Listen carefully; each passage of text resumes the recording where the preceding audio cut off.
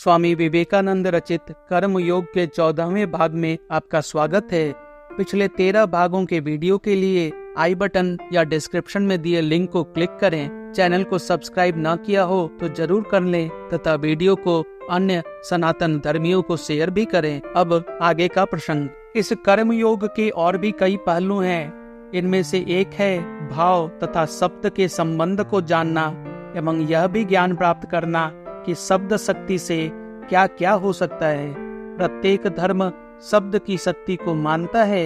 यहाँ तक कि किसी किसी धर्म की तो यह धारणा है कि समस्त सृष्टि शब्द से ही निकली है।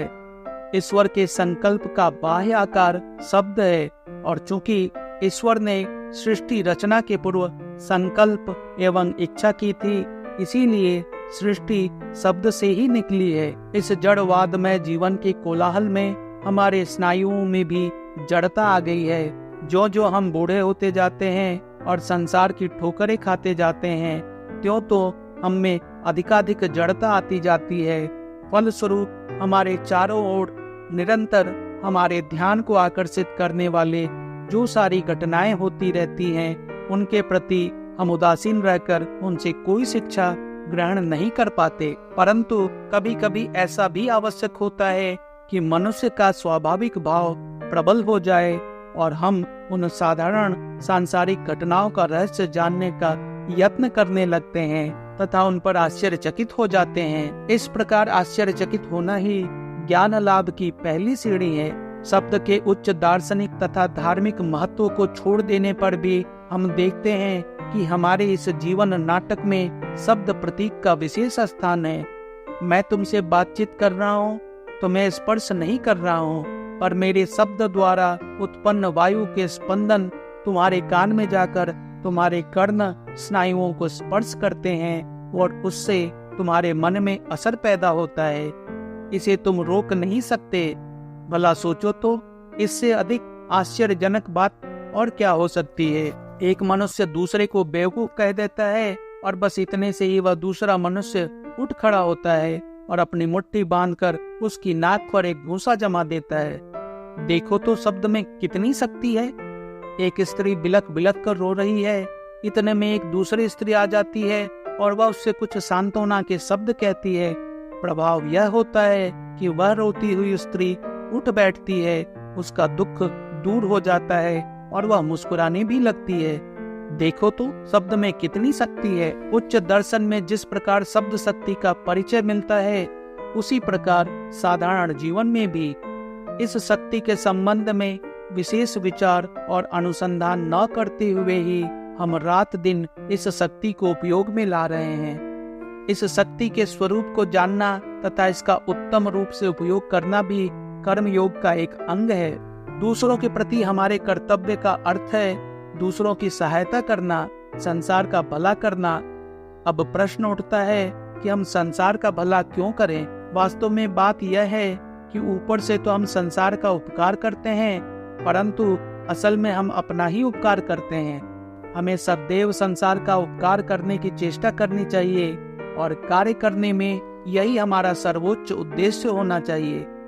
परंतु यदि ध्यानपूर्वक देखा जाए तो प्रतीत होगा कि इस संसार को हमारी सहायता की बिल्कुल आवश्यकता नहीं। यह संसार इसीलिए नहीं बना कि हम अथवा तुम आकर इसकी सहायता करें। एक बार मैंने एक उपदेश पढ़ा था, वह इस प्रकार था, यह सुंदर संसार बड़ा अच्छा है क्योंकि इसमें हमें दूसरों की सहायता करने के लिए समय तथा अवसर मिलता है।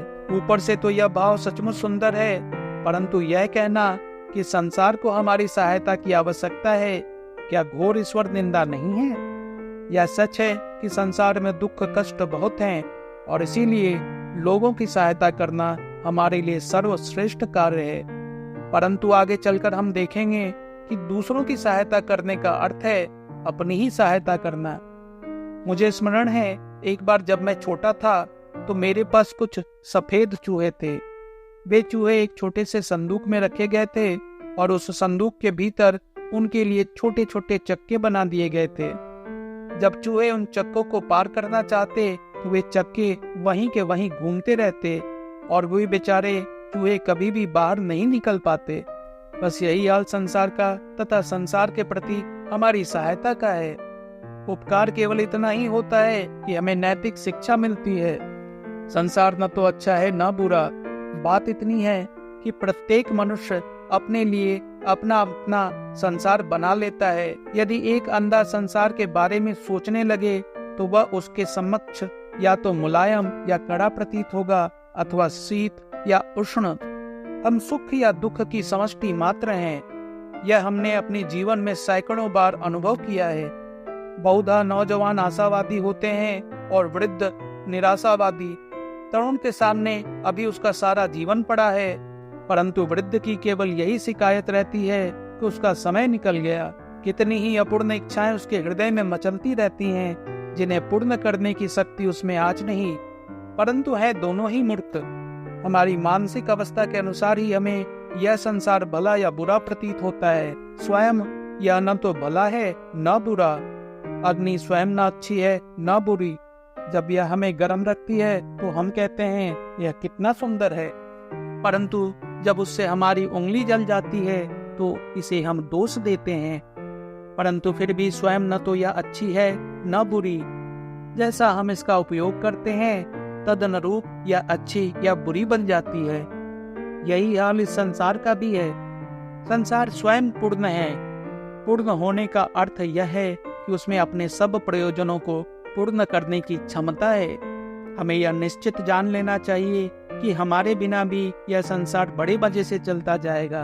हमें इसकी सहायता करने के लिए माथा पच्ची करने की आवश्यकता नहीं है, परंतु फिर भी हमें सदैव परोपकार करते ही रहना चाहिए। यदि हम सदैव यह ध्यान रखें कि दूसरों की सहायता करना एक सौभाग्य है, तो परोपकार करने की इच्छा एक सर्वोत्तम प्रेरणा शक्ति है। एक दाता के ऊंचे आसन पर खड़े होकर और अपने हाथ में 2 पैसे लेकर यह मत कहो, ऐ भिखारी ले, यह मैं तुझे देता हूँ, परंतु तुम स्वयं इस बात के लिए कृतज्ञ हो कि तुम्हें वह निर्धन व्यक्ति मिला जिसे दान देकर तुमने स्वयं अपना उपकार किया। धन्य पाने वाला नहीं होता, देने वाला होता है। इस बात के लिए कृतज्ञ हो कि संसार में तुम्हें अपनी दयालुता का प्रयोग करने और इस प्रकार पवित्र एवं पूर्ण होने का अवसर प्राप्त हुआ। समस्त भले कार्य हमें शुद्ध बनने तथा पूर्ण होने में सहायता करते हैं, और सच पूछो तो हम अधिक से अधिक कर ही कितना सकते हैं। या तो एक अस्पताल बनवा देते हैं, सड़कें बनवा देते हैं, या सदावर्त खुलवा देते हैं, बस इतना ही तो। हम गरीबों के लिए एक कोष खोल देते हैं, 10-20 लाख रुपये इकट्ठा कर लेते हैं, उसमें से 5 लाख का एक अस्पताल बनवा देते हैं, 5 लाख नाच तमाशे में फूंक देते हैं और शेष का आधा कर्मचारी लूट लेते हैं। बाकी जो बचता है वह किसी तरह गरीबों तक पहुंचता है। परंतु उतने से हुआ क्या? आंधी का एक झोंका तो तुम्हारी इन सारी इमारतों को 5 मिनट में नष्ट कर दे सकता है। फिर तुम क्या करोगे? एक भूकंप तो तुम्हारी तमाम सड़कों, अस्पतालों, नगरों और इमारतों को धूल में मिला दे सकता है। अतएव इस प्रकार की संसार की सहायता करने की खोखली बातों को हमें छोड़ देना चाहिए। यह संसार न तो तुम्हारी सहायता का भूखा है और न मेरी, परंतु फिर भी हमें निरंतर कार्य करते रहना चाहिए, निरंतर परोपकार करते रहना चाहिए। क्यों? इसीलिए कि इससे हमारा ही भला है। यही एक साधन है जिससे हम पूर्ण बन सकते हैं। यदि हमने किसी भिखारी को कुछ दिया हो तो वास्तव में उसके ऊपर हमारा कुछ नहीं आता, हमारे ऊपर ही उसका आता है। हम पर उसका आभार है क्योंकि उसने हमें इस बात का अवसर दिया कि हम अपनी दया उस पर काम में ले आ सकें। यह सोचना नीरी भूल है कि हमने संसार का भला किया अथवा कर सकते हैं, या यह कि हमने अमुक अमुक व्यक्तियों की सहायता की। यह नीरी मूर्खता का विचार है और मूर्खता के विचारों से दुख उत्पन्न होता है। हम कभी कभी सोचते हैं कि हमने अमुक मनुष्य की सहायता की और इसीलिए आशा करते हैं कि वह हमें धन्यवाद दे, पर जब वह हमें धन्यवाद नहीं देता तो उससे हमें दुख होता है।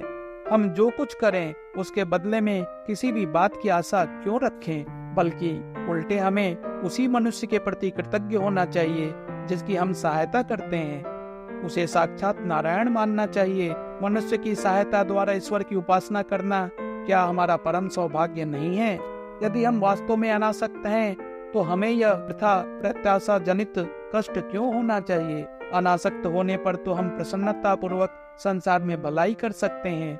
अनासक्ति से किए हुए कार्य से कभी भी दुख अथवा अशांति नहीं आएगी। वैसे तो संसार में अनंत काल तक सुख दुख का चक्र चलता ही रहेगा। फिर हम उसकी सहायता के लिए कुछ करें या न करें, उससे कुछ बनने बिगड़ने का नहीं। दृष्टांत स्वरूप एक कहानी सुनो। स्वामी विवेकानंद द्वारा सुनाई यह कहानी वीडियो के अगले भाग में। कृपया वीडियो को लाइक, शेयर तथा चैनल को सब्सक्राइब करना न भूलें।